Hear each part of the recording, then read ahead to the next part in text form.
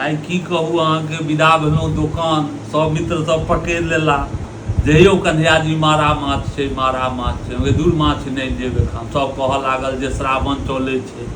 लेकिन की कहू ततेक पैघ साइज अहाँके छलैया जे मारा माछके साइज हुअके चाही, मून 6-5 करऽ लागल।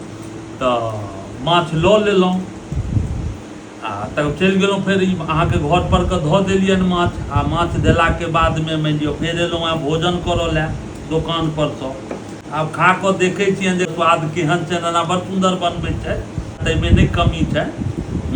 यौ कृष्ण बाबू, माछ अहाँ खेबो करै छियै कि नहि छोटकावला?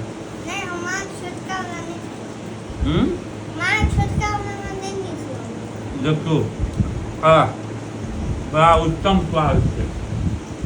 लोक सब किछु कमेंटो करऽ लागब जे श्रावणमे माछ खाइ छियै। तऽ ई गप छै जे पूरा साल खाइ छियै आ 1 महीना अगर श्रावणमे माछ छोड़ि देना, अपन छै। हम इहो नहि कहब जे भाइ खाउ नहि खाउ, से गप हमरा नीक लागल तऽ हम लऽ लेलहुँ। आ 1 महीना छोड़िए देबै, नहि तऽ सबटा सब दिन छोड़ि दियौ तऽ नीक रहत। आर माछ तऽ एनाहियो कोनो माछ कहै छै जे कनि लोभी होइ छै, आ मारा माछके लोभमे कनि आइ हमहूँ फँसि गेलहुँ तऽ लऽ एलहुँ। तऽ बुझिते छियै जे पत्नियो सबके बड्ड नीक मारा माछ अहाँके नीक लगै छनि।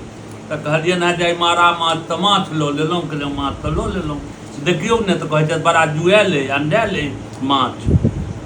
आ बहुत सुन्दर अइ, बहुत नीक लागि रहल अइ खाओमे, बहुत नीक बनल छनि। घरबैयाके जस छनि बनबऽ वालीके।